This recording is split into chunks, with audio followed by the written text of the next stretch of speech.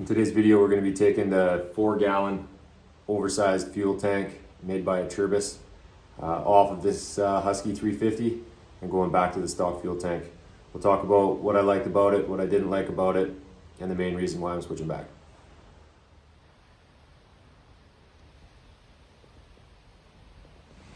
So this is a 2021 Husky 350. The motocross model, so going from the stock tank to this massive 4-gallon fuel tank was a big change. I think the stock one's 1.6 gallons and this one's 4. The main reason I did it was just for fuel capacity, and it was a smoking deal. Bought it used. The guy actually had never used it, but so I threw this on here just to see if I could get longer range. Obviously I'm going to be able to get that, but what I've found so far is that it's just a little bit too big for this bike. I noticed a massive difference in power, especially on hill climbs with this added weight. I'm about a 180-pound rider, probably fully geared up, maybe 190 fully geared. So this is going to add quite a bit of extra weight up front. The other thing I noticed is that when you fill it right up to the top, you can see that the fuel tank's almost right up to the handlebars. So I noticed that it was very top heavy when you're trying to dip and dive, and especially tight technical woods terrain, which I didn't really find all that enjoyable. It's not too bad once you start to use the fuel up, but I didn't enjoy that at all. And then anytime you wheelie too, the gas will slosh back up into this upper section, and it'll sometimes want to tip over the back. I mean, it's all stuff you can get used to, but I wasn't a huge fan of it. The other thing that this is just a massive ball buster. I've tried to break my dick on this about 3 times now, and not a huge fan. If you're just doing big dual sport stuff, I think it'd be okay, or maybe, putting it on a snow bike or something like that where you're not really in the tight technical stuff. But for the most part, what I'm riding is tight woods, lots of technical hill climbs and whatnot. So that was kind of the main downfalls of it. Obviously the advantages are massive fuel mileage. Originally I'd planned on doing some longer day trips on this bike, but I can't have best of both worlds with this. Being a 350, and I've geared it way down for the tight technical stuff, that even if I wanted to get on any FSR roads and whatnot, I've noticed that I just don't have the top speed to really make it enjoyable. It's always way too high on the throttle. So I think what I'm going to do is just pull this off and I'll save it. My goal is to eventually build out a bit of a dual sport bike or a snow bike where I'll buy a 500 and I can save this for that. I'll buy the same year so that it's compatible, and I'll just switch this back. Unfortunately, I'll have to put the motocross tank back on. If I can find a used enduro tank, I think it's a 2.8 gallon, I'll put that on. But for now, I'll just switch back to the moto tank, and I'll just have to pick and choose how far I go and pack fuel if I have to in other means. So let's dive into this today and do the quick swap.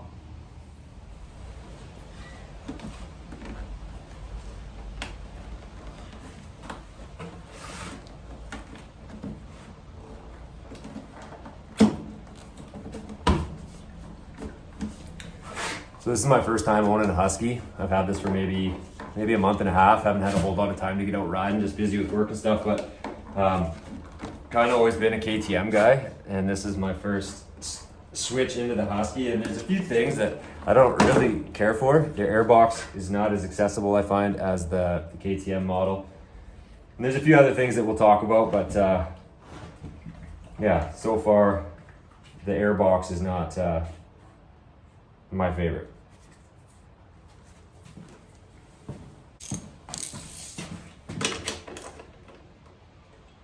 So the one thing that I would recommend too, if you are going to have an upgraded sized tank, is keeping the option to swap back and forth. In the event that I wanted to go for a long day trip, it'd be nice to not have to switch out the pump and all of the hardware for mounting your shrouds and your seat back on, all the little bolts and clips. It's going to be a little bit more upfront cost, but I don't know, your time's always worth something in my opinion. So I would spend the extra bit of money and get the extra, get a new fuel pump so you don't have to do the swap, because it's a pain in this big tank, which we'll show you later on in the video. But in order to feed it up and around, it's a big pain. It'd be easier just to have to do it one time instead of every time. So to get the seat out, just an 8mm bolt. Slide it off the back. And then there's going to be a bolt down in the fuel tank, and then the fuel line clip just to push in and then pull out, and it's nice because it won't leak fuel, which is a good setup.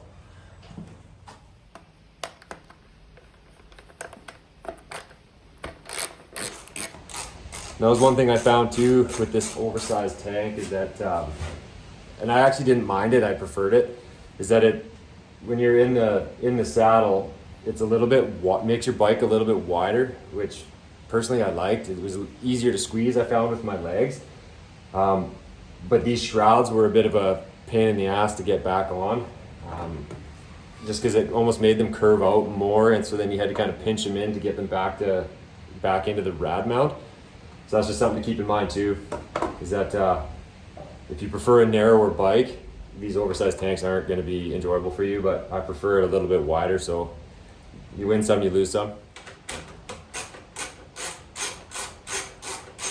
So a quick note too here before we pull this thing right off the bike that I noticed when I did the install is that the hose, vent hose for your fuel cap, it will fit, but it doesn't allow you a lot of room to remove the cap. And like you see what just happened there, like it pops off. Your stock tube is a little bit larger diameter than the Acerbis nipple on the top here. So it's really loose. It doesn't fit on there great. So if I was to do it again, and like I say, I'm gonna keep this so when I do remount it on a different bike, is I'll get one of those short stubby ones, or get a new longer hose, just because it's really loose on there. Like it pops off really easy because it's forced to be pulled so tight. So if you're tuning into this just to see how the larger tank goes on and off, that's another thing that you're going to want to look into. And this is the fuel line I was referring to here. You just push the silver button in, and then those lines will pop right apart. You'll get a little bit of a spill, but not much. And then, like I say, I bought this used, so I don't know if these come with these from the factory or if the fella that I bought this from bought this little kit. But it's a two-piece kit to keep dirt out of your fuel line. So the one with the O-ring is just going to go in there, and it'll get clipped in. And then the other one is just a cap to go on the line into the bike. So that just clips in there like that. And while we're looking down here, the other thing that I've noticed too with this longer tank, because the stock tank probably is about, I don't know, 3 inches, maybe 4 to 5 inches shorter, so it would only come to here.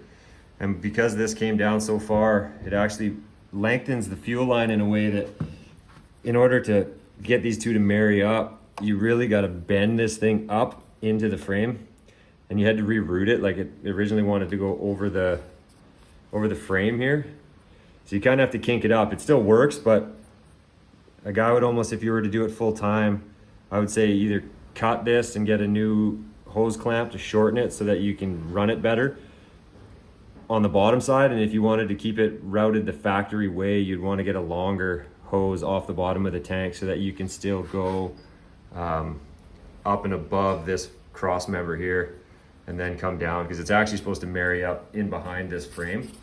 So something to keep in mind too. And the other thing we'll have to disconnect here quickly too is this fuel pump connection. So pop that off and then it should slide right out.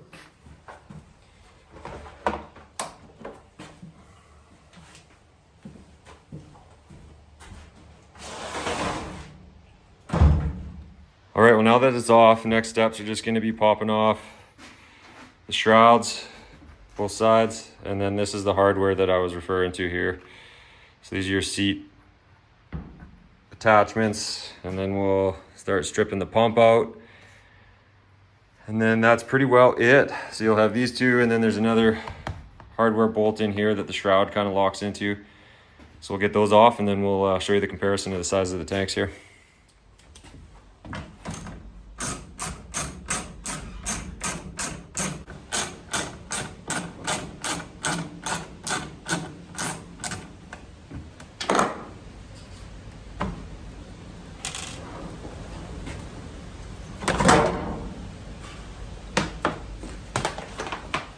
All right, well, I just noticed something here when I was tearing this thing apart.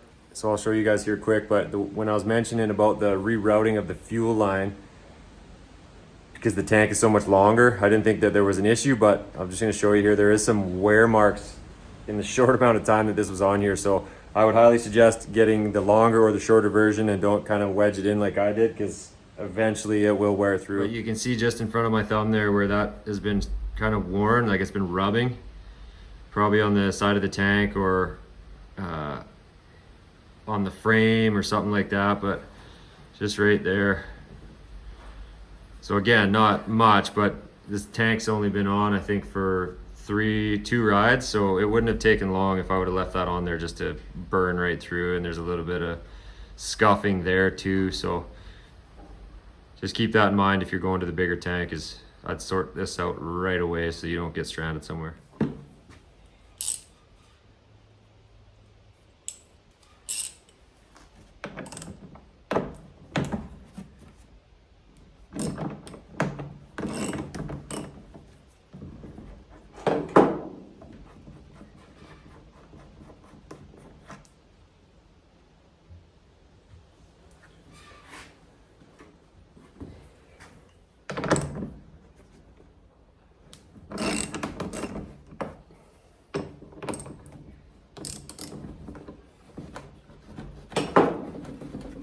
One thing to keep in mind when you're working with this plastic is it's plastic, don't forget.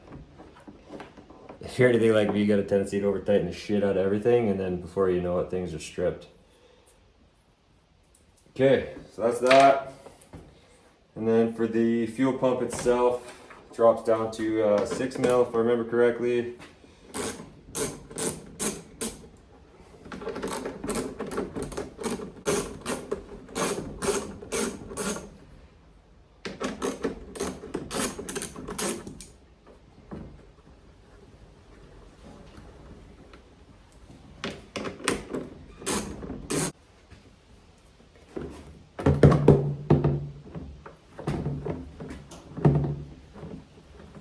And just be patient with this piece. You don't want to start yarding on it. There's electrical, filters, and then the main pump housing itself. It's deceiving when you first get the new tank. You're like, there's no way that that's going to fit. But what I actually ended up doing, and I saw this on another channel, is that if you wrap a little piece of wire on here, like I used hay wire, it was a little thick. I would suggest getting more like a picture frame wire, something that's a little bit more malleable, and it'll wrap on here tighter. The hay wire I had was pretty cowboy, and it was thick, and it's a bitch to get that on there.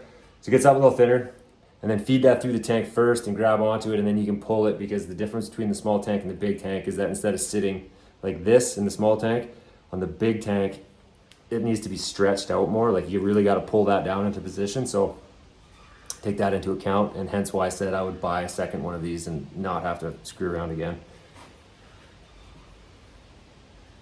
So just for comparison here, I mean, you can see the sheer size difference between the small one and the big one. Like this thing's an absolute hog. So I mean, it serves its purpose, and like I say, I'm going to keep it because I think that it has value on a different bike, but this just isn't the bike built for it. I like the look of it too. I personally don't mind that upper piece, just not on this bike. So now we'll just reverse all that and put everything back on this one, and then we'll reinstall. So one thing we'll go and do, I mean, this just came off not that long ago, so I'll come through, clean up all your surfaces. Make sure that they're all free of debris. And then what we'll do too is that on the back of the pump, there's a small O-ring. So we'll lube that up with a little bit of grease. And then we'll do the same thing on the caps that go onto here. We'll grease those up a little bit, clean them up. Okay, well, even with this smaller tank, you're still gonna need the wire. So again, I gotta use this real thick stuff, but so what we'll do is we'll just get a piece of this strung out. It's basically just rebar wire. I don't know, I call it hay wire. Call it whatever you want, but it's a thicker gauge. Find some thinner stuff,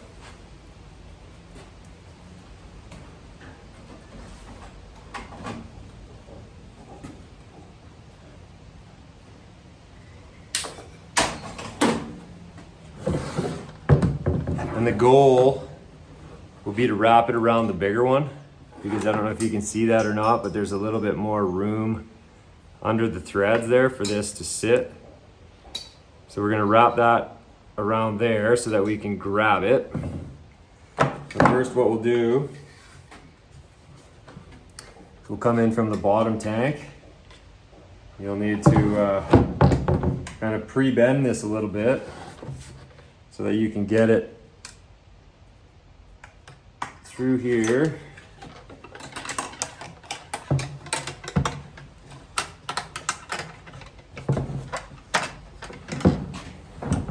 And then get it to come out the pump hole.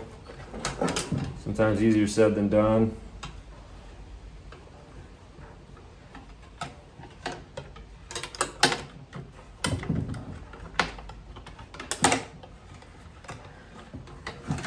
Like such. You basically just have that through. And then we'll simply twist that around there without trying to not damage the threads. And I think on this smaller tank, it's not going to be as big of a deal. On the big tank, it was harder because I had to really pull to stretch it down, where on this one, I think we'll be able to just kind of lightly tug on it. And then one thing you'll want to do too, because you're going to need to pull it in tight to get that nut on, is you're going to want to make sure that that wire is pulled straight off, not off to the side, because it'll get in the way of the tank. So have it come straight down like that when you pull it.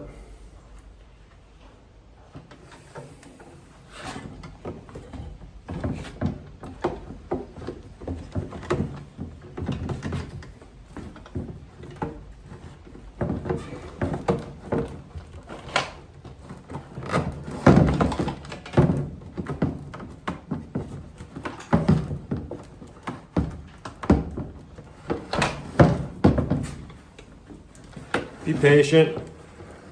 If you have an extra set of hands, I would suggest utilizing them. Today, I do not.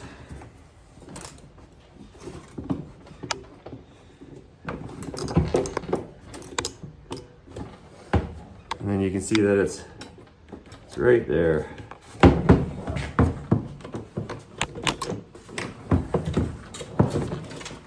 Oh no. Hard part about having to try and line both up, but you will eventually get it.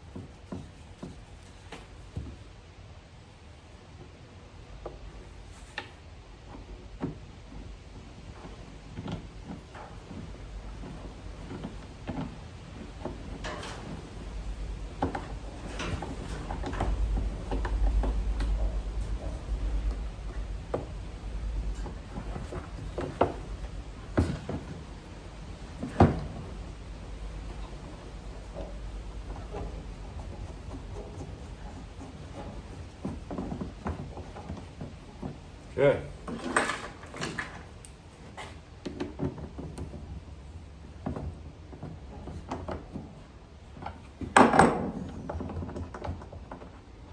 Pull this one back off. And we'll do the same thing. A little bit of grease on that O-ring.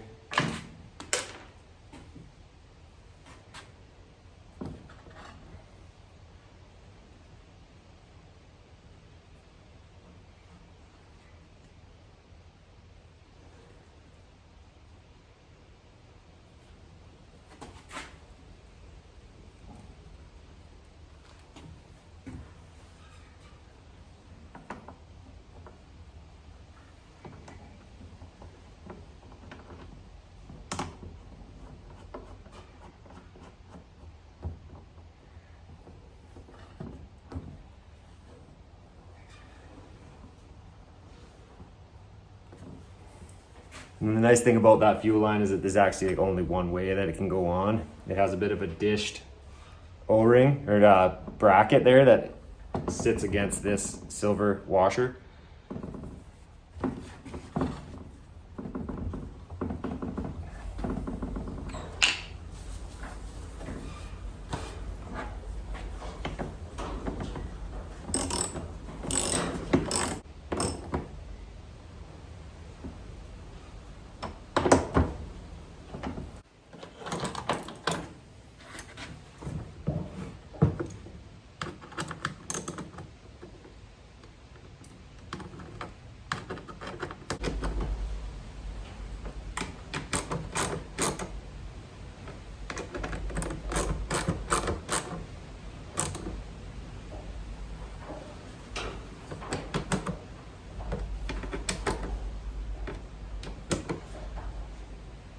Make sure you're real easy on those pump screws. That's plastic in there, so I'm surprised they don't have metal inserts and make those like a machine screw, or a bolt, I mean. So yeah, just be real easy on those. It's easy to strip them real bad. Okay, next step, we're just gonna throw a small amount of fuel in there, get it to sit all down in this lower pickup spot to make sure that there's no leaks, and then we'll swap the hardware over and then mount her back on the bike.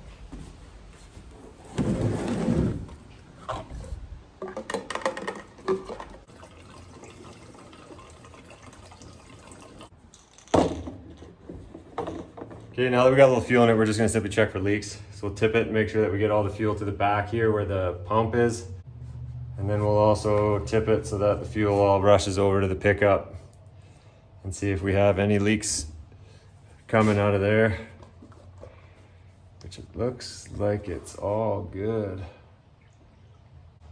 Okay, once you're happy, we'll mount this back on the bike and it'll be easier to put all the hardware back once it's in position.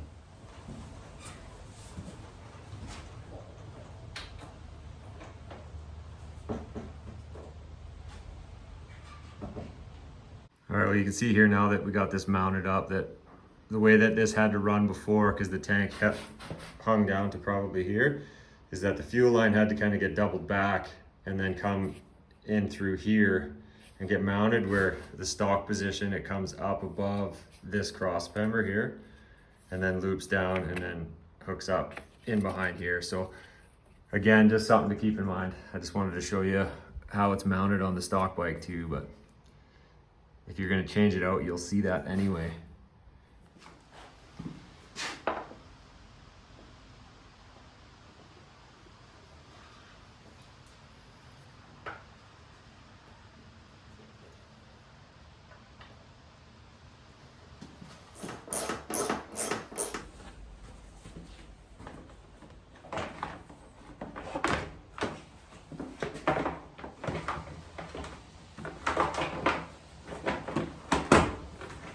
All right, well, that's a wrap. We got the stock tank back on.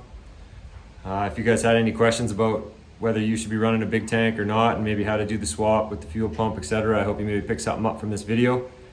Be sure to like and subscribe, because there's gonna be more bike builds coming, maintenance stuff, trail riding, trail building, and yeah, we'll go from there. So thanks for watching.